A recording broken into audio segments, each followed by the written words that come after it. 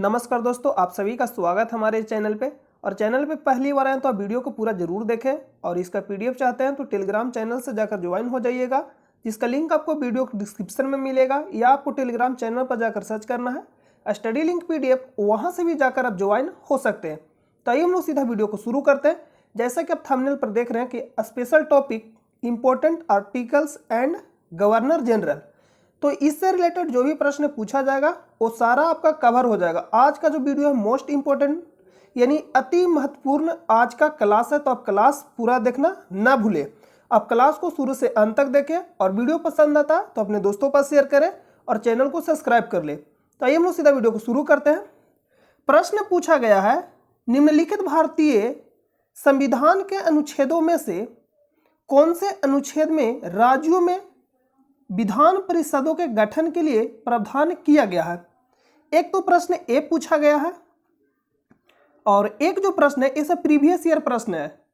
भारतीय संविधान का अनुच्छेद 371 के ए डॉट, यहां मतलब राज्य को आपको बताना कौन सा राज्य है, राज्यों को विशेष दर्जा प्रदान करता है। ये दो प्रश्न हो गया। अब हम लोग चलते हैं इसका एनालिसिस पे। जो भी इंपॉर्टेंट आर्टिकल्स है उसको हम लोग आज पूरा कवर कर लेंगे, यानी आर्टिकल से आज के बाद आपका प्रश्न नहीं छूटेगा। तो आइए हम लोग आर्टिकल्स को देखते हैं कि इंपॉर्टेंट, देखिए ए है आपका इंपॉर्टेंट आर्टिकल्स। यहां है संविधान के अनुच्छेद, आर्टिकल्स ऑफ द कॉन्स्टिट्यूशन। पहला होता है संघ एवं इसका क्षेत्र। भाग जो 1 में आता है, भाग 1 में क्या आता है ये भी आपका कवर होते जाएगा, संघ एवं इसका क्षेत्र। तो जो देखना है इंपॉर्टेंट हम लोग देखेंगे, 1 से 395 तक नहीं देखेंगे, इसमें जो महत्वपूर्ण है जो एग्जाम में बार बार पूछा जाता है उसको हम लोग कवर करेंगे। अनुच्छेद 1 में क्या बताया गया है? अनुच्छेद 1 में बताया गया है संघ का नाम और राज्य क्षेत्र। अनुच्छेद 2 में क्या बताया गया है? नए राज्यों का प्रवेश या स्थापना, नए राज्यों का प्रवेश या स्थापना। अनुच्छेद 3 में क्या बताया गया है? नए राज्यों का नाम और वर्तमान राज्यों और पुराने राज्यों के क्षेत्रफल, सीमा एवं नाम में परिवर्तन। तो अनुच्छेद 2 और 3 में कभी कभी अंतर पूछ लिया जाता है। अगर आप या यूपीएससी या बीपीएससी का तैयारी करिए तो वहां अगर इंटरव्यू में कभी आप जाइएगा तो ये अंतर पूछ लिया जाता है कि अनुच्छेद 2 और अनुच्छेद 3 में क्या अंतर है। तो अनुच्छेद 2 ये बताता है कि नए राज्यों का प्रवेश या स्थापना। अनुच्छेद जो 3 बताता है नए राज्यों का नाम या वर्तमान राज्यों या पुराने जो राज्य हैं उनके क्षेत्रफल, सीमा एवं नाम में परिवर्तन। ये करता है अनुच्छेद 3, इसको याद रखिएगा। उसके बाद है अनुच्छेद 6, पाकिस्तान से भारत को प्रव्रजन करने वाले कुछ व्यक्तियों के नागरिकता के अधिकार, ये बताया गया अनुच्छेद 6 में। और नागरिकता भाग कौन सा है? भाग 2 में है नागरिकता, और नागरिकता भाग 2 में और अनुच्छेद 5 से लेकर 11 तक। अनुच्छेद 7 में क्या बताता है? पाकिस्तान को प्रव्रजन करने वाले कुछ व्यक्तियों के नागरिकता के अधिकार। ये दोनों आप याद रखें, इसमें आप कंफ्यूजन कर सकते हैं। अनुच्छेद 12 मूल अधिकार भाग किस में है? 3, और अनुच्छेद 12 से लेकर 35 तक। और अनुच्छेद 12 में क्या बताया गया? परिभाषा, ये आपको याद रखना चाहिए।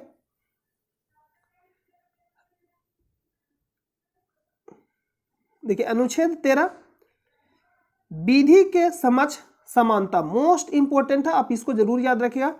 अनुच्छेद 15 धर्म, मूल वंश, जाति, लिंग या जन्म स्थान के आधार पर भेदभाव का निषेध। अनुच्छेद 14 और अनुच्छेद 15 मोस्ट इंपोर्टेंट है, और अनुच्छेद 1, 2 और 3 ये आप जरूर याद रखिएगा। अनुच्छेद 16 भी पूछा जाता है, इसको भी आप स्टार लगा लीजिएगा, इस पे हाईलाइट नहीं किया गया तो इसको भी आप स्टार लगा लीजिएगा। लोक नियोजन के विषय में अफसर की समता। अनुच्छेद 17 अस्पृश्यता का अंत। अनुच्छेद 18 उपाधियों का अंत। ये सब मोस्ट इंपोर्टेंट है, आप इसको जरूर याद रखिएगा। नेक्स्ट है अनुच्छेद 19 वाक स्वतंत्रता आदि विषय कुछ अधिकारों का संरक्षण, ये अनुच्छेद 19 है। अनुच्छेद 20 क्या हो गया? अपराध के लिए दोषी सिद्धि के संबंध में संरक्षण। अनुच्छेद 21 आप जरूर याद रखिएगा, अनुच्छेद 21 मोस्ट इंपोर्टेंट है। प्राण और दैहिक स्वतंत्रता का संरक्षण। अनुच्छेद 21 क्या है? अनुच्छेद 21 का क्या में बताया गया, प्रारंभिक शिक्षा का अधिकार, और इससे कब जोड़ा गया, 46वां संविधान संशोधन, 46वां बोले का नहीं, 86वां संविधान संशोधन 2002 में मूल अधिकार में भी और मौलिक अधिकार में भी प्रारंभिक शिक्षा को जोड़ा गया। तो किस संविधान संशोधन द्वारा जोड़ा गया, 86वां संविधान संशोधन 86 कब हुआ था, 2002 में जोड़ा गया। यह शिक्षा का अधिकार को मूल संविधान कह रहे हैं, मूल अधिकार और मौलिक कर्तव्य में भी, दोनों में कब जोड़ा गया, 2002 में 86वां संविधान संशोधन के द्वारा जोड़ा गया। अनुच्छेद 22 कुछ दशाओं में गिरफ्तारी और निरोध में संरक्षण। अनुच्छेद 23 बलात्कार एवं मानव के दुर्व्यवहार का निषेध। अनुच्छेद 24 मोस्ट इंपोर्टेंट है, कारखानों में बाल श्रम आदि का निषेध। अनुच्छेद 25 अंतकरण की और धर्म के अबाध रूप से मानने या आचरण और प्रचार करने की स्वतंत्रता, यानी धर्म का स्वतंत्रता यानी प्रचार प्रसार करने के लिए। अनुच्छेद 26 धार्मिक कार्यों के प्रबंध की स्वतंत्रता, यानी धार्मिक कार्यों के प्रबंध के लिए आप स्वतंत्र हैं, आप कोई भी प्रबंध किसी प्रकार का कर सकते हैं। अनुच्छेद 27 किसी धर्म विशेष की अभिवृद्धि के लिए करों के संदाय के बारे में स्वतंत्रता। अनुच्छेद 28 मोस्ट इंपोर्टेंट है, निश्चित शैक्षणिक संस्थानों में धार्मिक निर्देशों अथवा पूजा में उपस्थिति होने की स्वतंत्रता। अनुच्छेद 29 मोस्ट इंपोर्टेंट है, बहुत बार पूछा गया, अल्पसंख्यक वर्गों के हितों का संरक्षण किस में बताया गया, अनुच्छेद 29। और अनुच्छेद 30 ये भी मोस्ट इंपोर्टेंट है, इसको भी आप स्टार लगा लीजिएगा, शिक्षा संस्थाओं की स्थापना और प्रशासन करने का अल्पसंख्यक वर्गों का अधिकार। तो यहाँ सीधा प्रश्न पूछेगा, अल्पसंख्यक वर्गों का अधिकार किस अनुच्छेद में, अनुच्छेद 30। अनुच्छेद 31 संपत्ति का अनिवार्य अधिग्रहण निरस्त, ये आपका हो गया, आप इसको याद रखिएगा। नेक्स्ट है, और जो संपत्ति का अधिकार है यहाँ पे एक नोट करके लिख लीजिएगा, जो संपत्ति का अधिकार है अनुच्छेद 300 के का में चला गया, ये मूल अधिकार था संपत्ति का अधिकार, लेकिन ये क्या कर दिया गया, हटा दिया गया। किस संविधान संशोधन द्वारा हटाया गया, 44वां संविधान संशोधन 1978 में। इसको हटाकर कहाँ रख दिया गया, अनुच्छेद 300 के का में, और ये अब कैसा अधिकार हो गया, अनलीगल राइट यानी कानूनी अधिकार बन गया। तो इसको आप नोट कर लीजिएगा। अगला जो इंपॉर्टेंट आपको उसी को याद करना, राज्य की नीति निर्देशक के तत्व, ये जो बताया गया। और अनुच्छेद यहाँ 32 मोस्ट इंपोर्टेंट है, अनुच्छेद 32, देखिए अनुच्छेद जो 32 आप इसको नोट करके लिख लीजिएगा। अनुच्छेद 32 के तहत सुप्रीम कोर्ट रीट जारी करता है 5 प्रकार का, इसको आप नोट कर लीजिएगा। और राज्य का नीति निर्देशक तत्व कहाँ से कहाँ तक है, 36 से 51, और 36 में परिभाषा बताया गया उसके बारे में।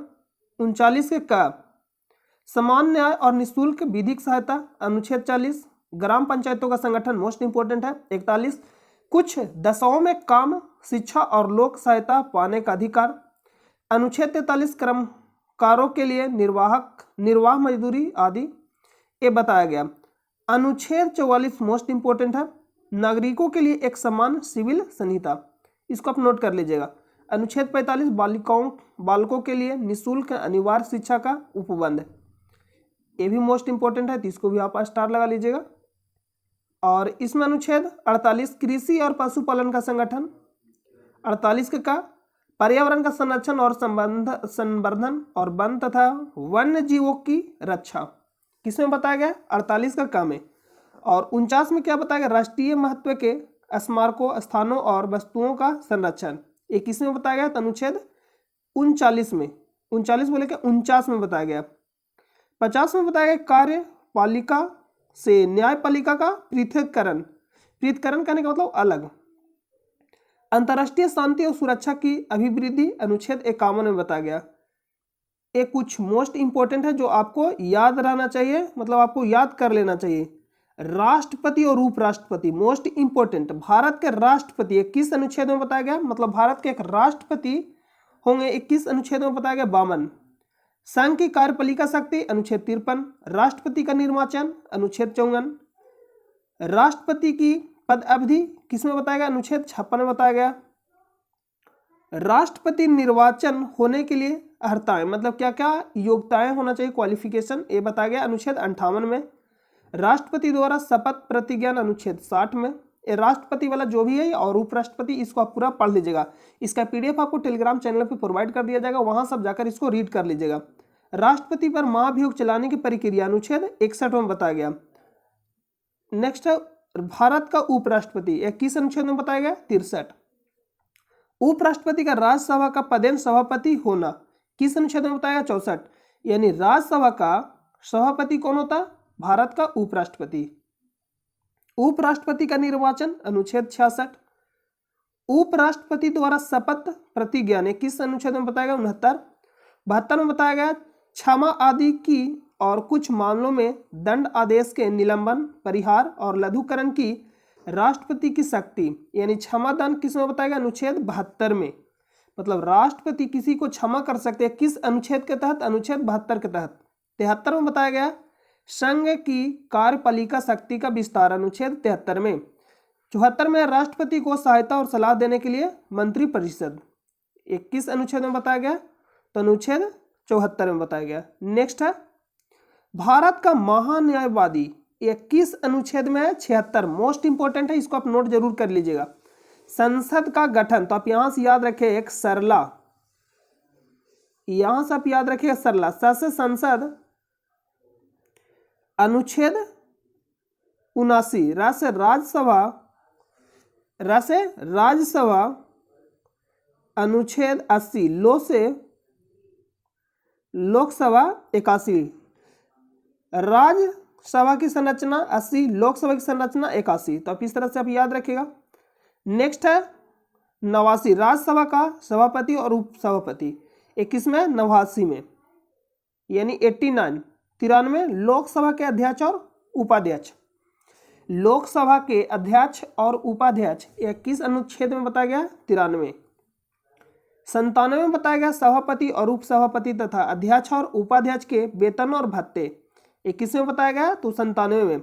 98 में संसद का सचिवालय, सदस्यों द्वारा शपथ या प्रतिज्ञान, 21 में बताया गया, 99 में। तो ऐसा मोस्ट इंपॉर्टेंट है जो आपको याद करना चाहिए, नहीं आपको इसको याद जरूर रखना पड़ेगा क्योंकि ऐसा मोस्ट इंपॉर्टेंट है। सदस्यों के वेतन और भत्ते, अनुच्छेद 106 में। कुछ दशाओं में दोनों सदनों की संयुक्त बैठक के किस अनुच्छेद के तहत बुलाया जाता है, अनुच्छेद 108। भी आया मोस्ट इंपोर्टेंट। धन विधेयक की परिभाषा 110 में, धन विधेयक की परिभाषा 110। तो ये सब सीधा प्रश्न आपसे पूछा जाएगा, इसको आप नोट कर लीजिएगा। जो हाईलाइट किया गया उसको आप जरूर याद रखें और एक बार आपको जितना भी जो आर्टिकल है उसको आप एक बार रीड कर लीजिएगा। अनुच्छेद 117 वित्त विधेयकों के बारे में विशेष उपबंध, संसद में प्रयोग किए जाने वाली भाषा, अनुच्छेद 120 के तहत किया जाता है। उच्चतम न्यायालय भारत में, मतलब जो भी राज्य हो भारत हो गया, भारत में एक उच्चतम न्यायालय होगा 21 अनुच्छेद के तहत, अनुच्छेद 124।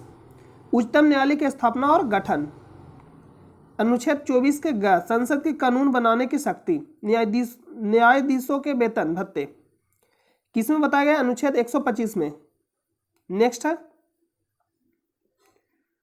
अनुच्छेद 124 जरूर याद रखें। अनुच्छेद 124 के तहत भारत में क्या होगा, एक उच्चतम न्यायालय होगा, यानी एक उच्चतम न्यायालय होगा 21 अनुच्छेद के तहत, अनुच्छेद 24 के तहत। इसको भी आप जरूर याद रखें। उच्च न्यायालय से सिविल विषयों से संबंधी अपीलों में उच्चतम न्यायालय की अपीली अधिकारिता, अनुच्छेद 136 अपील के लिए उच्चतम न्यायालय की विशेष इजाजत। ये सब आप रीड कर लीजिएगा, दो मोस्ट इंपोर्टेंट है, ये सब आपका क्या हो जाएगा, मोस्ट इंपोर्टेंट है, इसको आप जरूर एक बार रीड कर लीजिएगा। देखिए यहां पे आप इसको जरूर याद रखिएगा। अनुच्छेद 143 उच्चतम न्यायालय से परामर्श करने की राष्ट्रपति की शक्ति, ये मोस्ट इंपोर्टेंट है। नेक्स्ट है निर्वाचन यहां पे लिखना चाहिए। भारत का नियंत्रक और महालेखा परीक्षक, मोस्ट इंपोर्टेंट।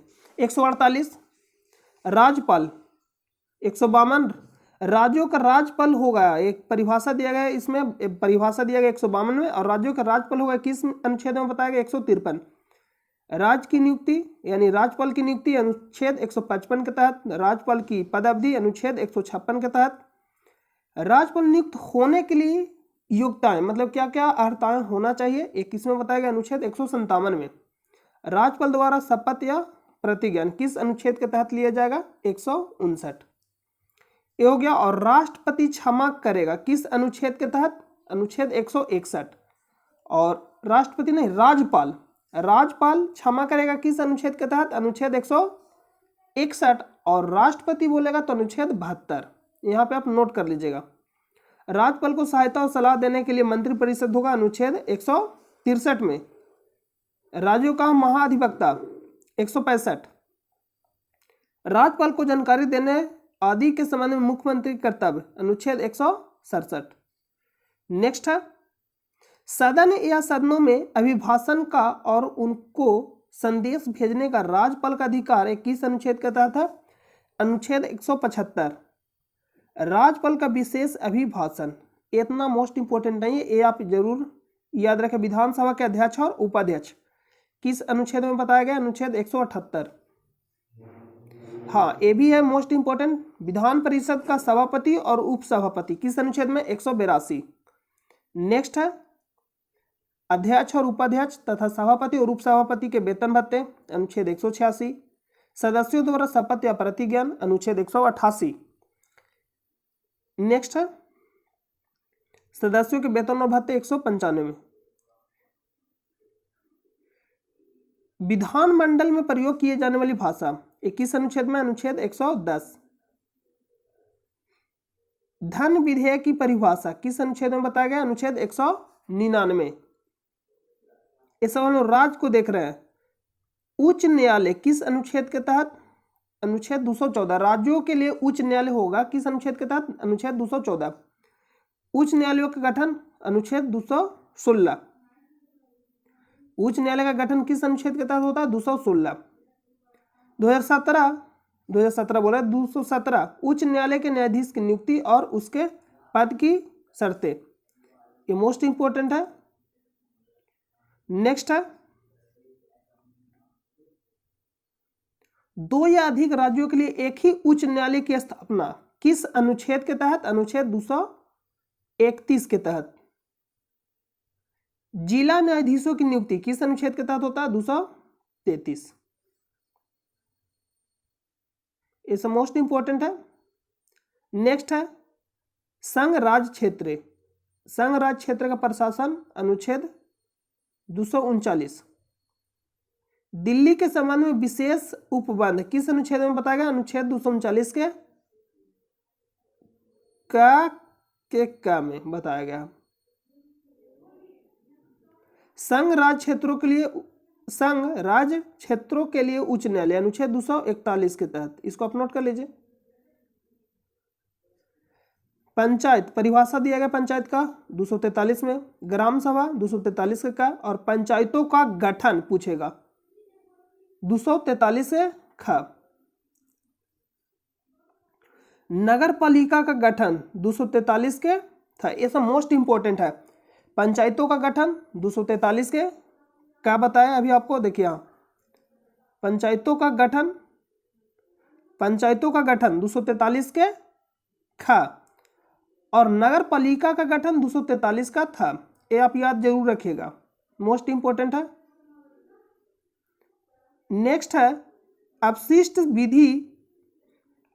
विधायी शक्तियां, अपशिष्ट विधि शक्तियां किसमें बताया गया, अनुच्छेद 248। एक हो जाएगा यहाँ पे जो अनुसूचित और जनजाति क्षेत्र किस में बताया गया, अनुच्छेद 244 में। अनुसूचित क्षेत्रों और जनजाति क्षेत्रों का प्रशासन 244। नेक्स्ट है कुछ दशाओं में राज्यों को शक्ति प्रदान करने आदि की संघ की शक्ति, अनुच्छेद 258। यहां से आप रीड कर लीजिएगा। आकस्मिकता निधि मोस्ट इंपोर्टेंट है, प्रश्न पूछा गया यूपी पीसीएस में 267 आकस्मिकता निधि। नेक्स्ट है 300 के का विधि के प्राधिकार के बिना व्यक्तियों को संपत्ति से वंचित न किया जाना, यानी संपत्ति का अधिकार कहां आ गया, अनुच्छेद 300 के का में। किस संविधान संशोधन द्वारा, 44वां संविधान संशोधन 1978। नेक्स्ट है कैसा अधिकार हो गया? तो कानूनी अधिकार। नेक्स्ट है लोक सेवाएं, संघ या राज्य की सेवा करने वाले व्यक्तियों की भर्ती और सेवा की शर्तें। अखिल भारतीय सेवाएं 312।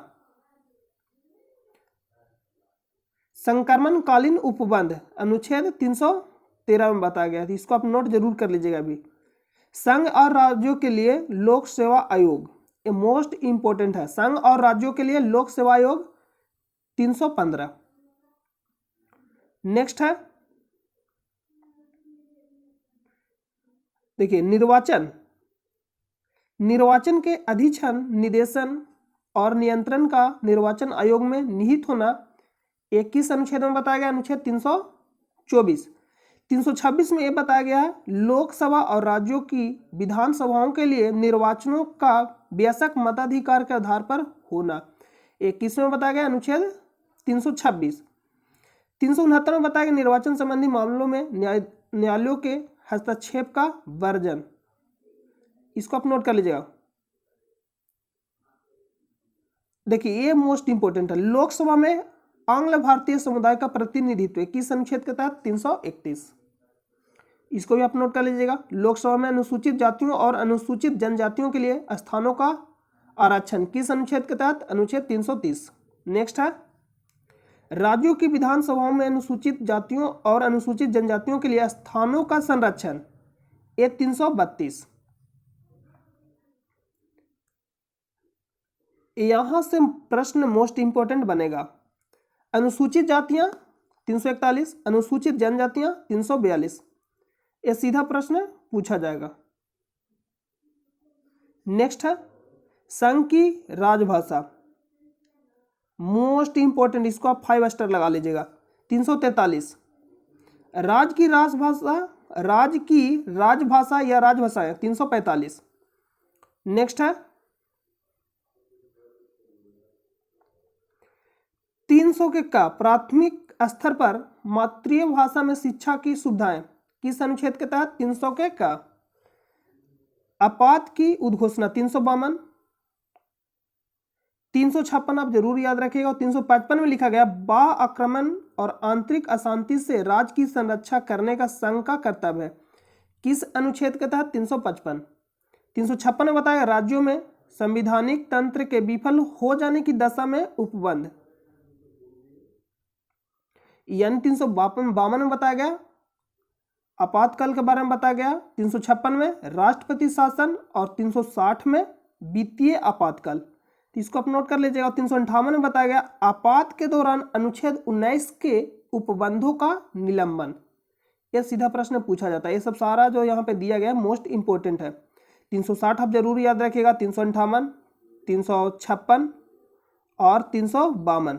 352 में बताया गया आपातकाल के बारे में, 356 में राष्ट्रपति शासन, 360 में वित्तीय आपातकाल। तो कुछ नहीं करना, 352 में आपको क्या करना, 4 जोड़ते जाना। 352 में 4, 352 में राष्ट्रपति शासन, 352 में 4 जोड़िएगा तो कितना है? 356। ये आपका हो जाएगा। ये 352 में आपातकाल, 356 में राष्ट्रपति शासन और 360 में वित्तीय आपातकाल। नेक्स्ट है संविधान का संशोधन, 5 स्टार लगा लीजिए। संविधान का संशोधन करने की संसद की शक्ति और उसके लिए प्रक्रिया। संविधान में संशोधन होता है किस अनुच्छेद के तहत? 368, मोस्ट इंपोर्टेंट, 5 स्टार इसको लगा लीजिए। राज्य सूची के कुछ विषयों के संबंध में विधि बनाने की संसद की इस प्रकार स्थायी शक्ति मानो वे समवर्ती सूची के विषय में, ये कुछ खास नहीं है, इसको आपको ज्यादा याद नहीं रखना है। देखिए यहाँ पे प्रश्न बनेगा 371 के का नागालैंड राज्यों के संबंध में विशेष उपबंध। नागालैंड राज्यों के संबंध में विशेष उपबंध किस अनुच्छेद के तहत? 371 के का। यहाँ पे जो कुछ राज्य है इसको आप देख लीजिएगा एक बार। सबसे ज्यादा नागालैंड से पूछा जा रहा प्रश्न है। जम्मू कश्मीर ये तो अब हट गया 370। नेक्स्ट है उच्च न्यायालय के न्यायाधीशों के बारे में उपबंध, किसमें बताया? 376। भारत के नियंत्रक महालेखा परीक्षक के बारे में उपबंध, किसमें बताया गया? अनुच्छेद 377। नेक्स्ट है लोक सेवा आयोग के बारे में उपबंध, लोक सेवा आयोग के बारे में उपबंध किसमें बताएगा, अनुच्छेद 378। अब हम लोग प्रश्न पे चलते हैं। ये जो आपका आर्टिकल था मोस्ट इंपॉर्टेंट आर्टिकल था, इसको आप जरूर याद रखिएगा। प्रश्न है भारतीय संविधान का कौन सा अनुच्छेद 371 के ए डॉट राज्य को विशेष दर्जा प्रदान करता है? तो क्या हो जाएगा, नागालैंड। अभी आपको तुरंत बताया, नागालैंड इसका राइट आंसर हो जाएगा, नागालैंड राइट आंसर हो जाएगा। निम्नलिखित में भारतीय संविधान के अनुच्छेदों में से कौन से अनुच्छेद में राज्यों में विधान परिषद के गठन के लिए प्रावधान किया गया?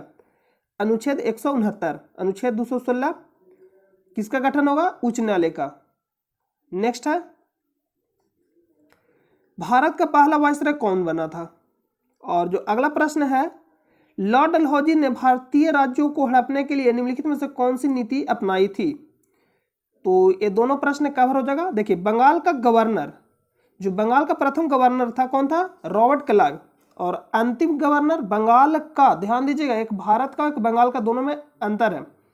बंगाल का गवर्नर पूछेगा प्रथम तो रॉबर्ट क्लाइव, अंतिम पूछेगा वारेन हेस्टिंग। बंगाल का प्रथम गवर्नर जनरल पूछेगा तो वारेन हेस्टिंग।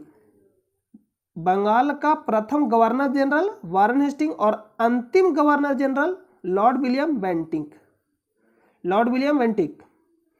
और यही क्या बना था, भारत का प्रथम गवर्नर जनरल। भारत का प्रथम गवर्नर जनरल कौन बना, लॉर्ड विलियम बेंटिक। यहां से आप एक बार फिर से देखिए, देखिए यहां से आप कंफ्यूजन कर सकते हैं, इसमें हम आपको एक बार फिर से रिपीट करेंगे। अगर पूछेगा भारत का अंतिम वायसराय कौन था, अंतिम वायसराय और प्रथम वायसराय, देखिए भारत का प्रथम वायसराय पूछेगा लॉर्ड कैनिंग और फर्स्ट वायसराय कौन था, लॉर्ड कैनिंग। देखिए यहां पे आप कंफ्यूजन कर गए होंगे।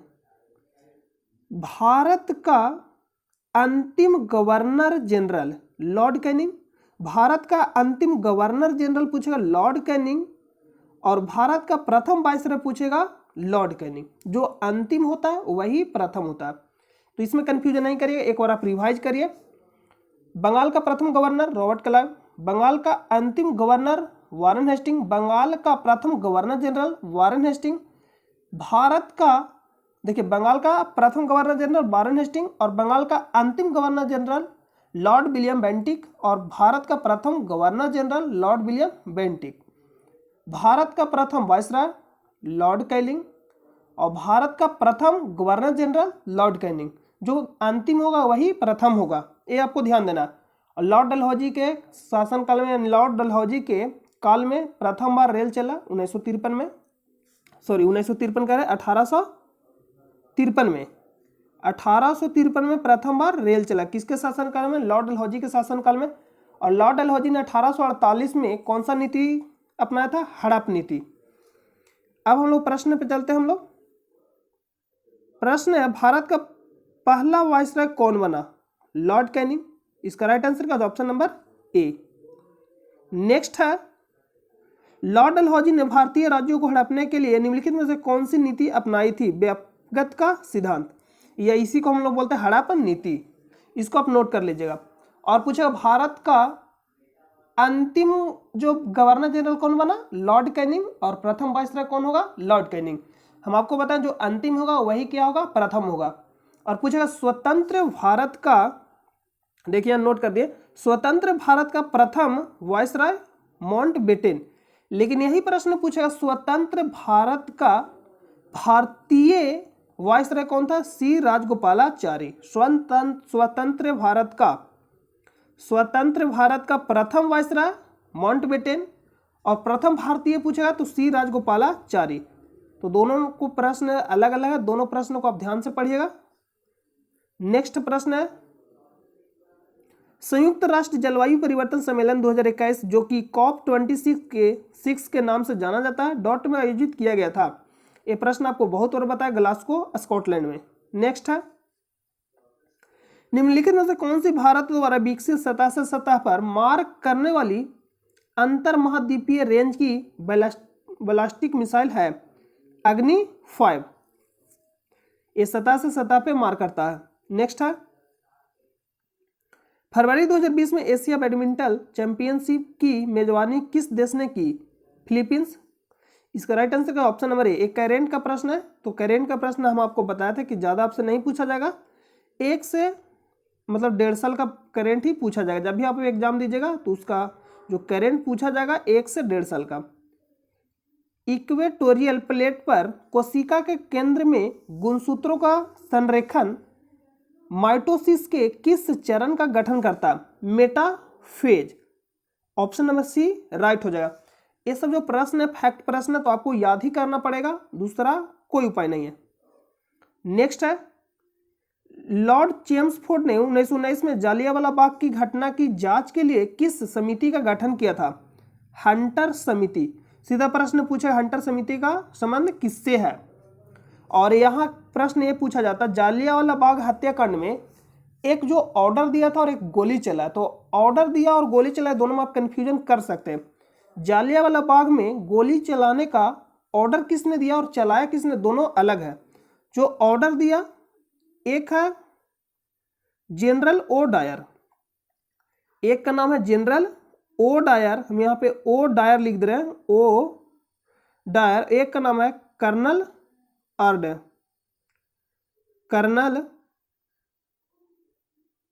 Colonel R Dyer. देखिए यहां पे आप कंफ्यूजन नहीं करिएगा। जनरल ओ डायर, ओ का मतलब क्या, तो ऑर्डर, ओ से हम लोग लिखते हैं O R D R, order. Order करने का मतलब आदेश देना। तो जनरल ओ डायर क्या दिया, आदेश दिया, और गोली किसने चलाया, कर्नल आर डायर। ओ से ऑर्डर हो जाएगा, यानी ऑर्डर किसने दिया, मतलब जनरल ओ डायर। तो गोली चलाने का जो आदेश दिया जनरल ओ डायर, और चलाया किसने, कर्नल आर डायर। तो यहां पे आप इसको नोट कर लीजिएगा। नेक्स्ट है, काकतीय राजवंश का अंत निम्नलिखित में से किसके द्वारा किया गया? तो ऑप्शन नंबर डी, दिल्ली सल्तनत, दिल्ली सल्तनत। और ये आपको बताना दिल्ली सल्तनत कब से कब तक चला, कब से कब तक मतलब ये चला, ये आपको बताना कमेंट बॉक्स में। नेक्स्ट है, किसी परिपथ में विद्युत धारा के प्रवाह की दिशा को दर्शाने के लिए किस उपकरण का उपयोग किया जाता है? गैल्वेनोमीटर। देखिए यहाँ प्रश्न पूछा, किसी परिपथ में विद्युत धारा के प्रवाह की दिशा को दर्शाने के लिए किस उपकरण का उपयोग किया जाता है? गैल्वेनोमीटर।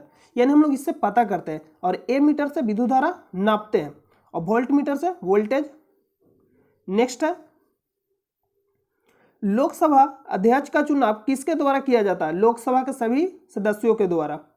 ऑप्शन नंबर क्या हो जाएगा, बी राइट हो जाएगा। ऑप्शन नंबर बी क्या हो जाएगा, राइट हो जाएगा। और लोकसभा किस अनुच्छेद में, अभी आपको तुरंत बताइए, याद रखना सरला, क्या याद रखना, सरला। से संसद अनुच्छेद 79, र से राज्यसभा अनुच्छेद 80, और लो से लोकसभा अनुच्छेद 81। नेक्स्ट है, एशिया का सबसे बड़ा बस टर्मिनस कौन सा है? चेन्नई में स्थित Chennai mofussil bus terminus. Option number C right हो जाएगा। ऐसा फैक्ट प्रश्न आपको याद ही रखना पड़ेगा। नेक्स्ट है, किस भारतीय राज्य में सबसे अधिक आवर्क भंडार है? तो देखिए आवर्क में अगर आप ध्यान से देखिएगा, आवर्क इसको जब आप ऐसे लिखे तो इसमें क्या आवर्क में लगा हुआ रहा, उसी तरह से आंध्र प्रदेश में, तो आ से आवर्क आंध्र प्रदेश, आ से आंध्र प्रदेश, इसमें भी रा लगा हुआ और इसमें भी रा लगा हुआ। और बॉक्साइट कहाँ पाया जाता है? Orissa. Option number B, bauxite पूछेगा उड़ीसा और आवर्क पूछेगा आंध्र प्रदेश। नेक्स्ट है, किस भारतीय अधिनियम के तहत केंद्रीय अन्वेषण ब्यूरो को वन्यजीवों को नुकसान पहुंचाने वाले अपराधियों को पकड़ने तथा उन पर मुकदमा चलाने का अधिकार प्रदान किया गया है? यानी किस अधिनियम के तहत? तो वन्य जीव संरक्षण अधिनियम 1972। तो सीधा प्रश्न पूछा, वन्य जीव संरक्षण अधिनियम कब आया? 1972 में। भारतीय वन्य अधिनियम 1927, पर्यावरण संरक्षण अधिनियम 1986। सीधा प्रश्न पूछा जाएगा कि पर्यावरण संरक्षण अधिनियम 1986 मतलब कब आया? भारतीय वन अधिनियम 1927, वन्य जीव अधिनियम 1972। और टाइगर, देखिए टाइगर प्रोजेक्ट कब आया? 1973। ये सब सारा प्रश्न आपको याद रहना चाहिए। नेक्स्ट प्रश्न पर चलते, एक है RTI और एक है RTE। एक होता है right to information 2005, right to information 2005 का एक्ट है। और RTE राइट टू एजुकेशन ये 2000 कब का है, तो 2009। और लागू कब से हुआ, 2010 से, मतलब शिक्षा का अधिकार 2009, लागू कब से हुआ, 2010 से। और RTI यानी राइट टू इंफॉर्मेशन सूचना का अधिकार 2005। नेक्स्ट है, इनमें से किसे भारतीय योजना का वास्तुकार माना जाता है। PC महालनोबिस, मोस्ट इंपोर्टेंट, इसको आप स्टार लगा लीजिएगा, इससे बहुत ज्यादा प्रश्न पूछा जाता है। इन्हीं के जन्म दिवस पे सांख्यिकी दिवस मनाया जाता है। नेक्स्ट है, असंगत विकल्प का चयन करें। ऑक्सीजन, वायु, कार्बन डाइऑक्साइड, नाइट्रोजन। वायु क्या है, मिश्रण है। ऑक्सीजन क्या है, ऑक्सीजन तत्व है। कार्बन डाइऑक्साइड यौगिक और नाइट्रोजन तत्व है। तो तत्व, यौगिक और मिश्रण वाला वीडियो अगर आप नहीं देखें तो जाकर प्लेलिस्ट में देख लीजिएगा। अगला प्रश्न है, भारतीय राष्ट्रीय उपग्रह प्रणाली के बारे में निम्नलिखित में से कौन सा कथन सत्य नहीं है। इसकी शुरुआत 1979 में हुआ, एक गलत दे रहा है। कब हुआ था, 1983 में। इसकी शुरुआत कब हुआ, 1983 में, तो यही इसका राइट आंसर हो जाएगा। अगर आंसर आपको मिल जाए राइट आंसर, तो अगले वाला जो भी ऑप्शन दिया है उसको पढ़ने की जरूरत नहीं है। तो इसका राइट आंसर क्या हो जाएगा, ऑप्शन नंबर ए, यानी गलत चुनना था तो गलत क्या हो जाएगा, ऑप्शन नंबर ए। शुरुआत कब हुआ, 1983 में। नेक्स्ट है, बाकी ऑप्शन आप पढ़ सकते हैं एग्जाम में, लेकिन आप नहीं पढ़िएगा क्योंकि एग्जाम में आपको फास्टली करना है। तो जैसे ही आंसर अगर मिल जाता है करेक्ट, तो क्या करना है, आंसर देकर आगे बढ़ जाना। किसी वस्तु पर विद्युत आवेश की उपस्थिति का पता लगाने के लिए किस उपकरण का उपयोग किया जाता है। इलेक्ट्रोस्कोप, इलेक्ट्रोस्कोप का उपयोग किया जाता है। एमीटर, विद्युत धारा। अगला जो प्रश्न है, इंद्रधनुष एक प्राकृतिक परिघटना है जो डॉट को दर्शाती है, प्रकीर्णन। इंद्रधनुष एक प्राकृतिक परिघटना जो किसको दर्शाती है, प्रकीर्णन को। ऑप्शन नंबर डी राइट हो जाएगा। अंतर्राष्ट्रीय न्यायालय के न्यायाधीश कितने वर्षों के लिए निर्वाचित किए जाते हैं, 9 वर्ष। ये बहुत ज्यादा आपको बताया गया। और एक किसका अंग है, UN का अंग है। और इसका मुख्यालय कहाँ स्थित है, द हेग में। और द हेग कहाँ पड़ता है, नीदरलैंड में। अगला प्रश्न है, महात्मा गांधी दक्षिण अफ्रीका से भारत कब लौटे। तो 9 जनवरी 1915, 9 जनवरी 1915, 9 जनवरी 1915 को। इसलिए हम लोग 9 जनवरी को प्रवासी भारतीय दिवस मनाते हैं। प्रवासी भारतीय दिवस कब मनाते हैं, 9 जनवरी को। क्यों मनाते हैं, 9 जनवरी 1915 को महात्मा गांधी दक्षिण अफ्रीका से भारत लौटे। ये भी प्रश्न पूछा था कि कहां से भारत आए थे महात्मा गांधी, यानी कहां से वापस, दक्षिण अफ्रीका, इंग्लैंड देगा ऑप्शन, इस तरह से ऑप्शन देगा। तो याद रखिएगा दक्षिण अफ्रीका।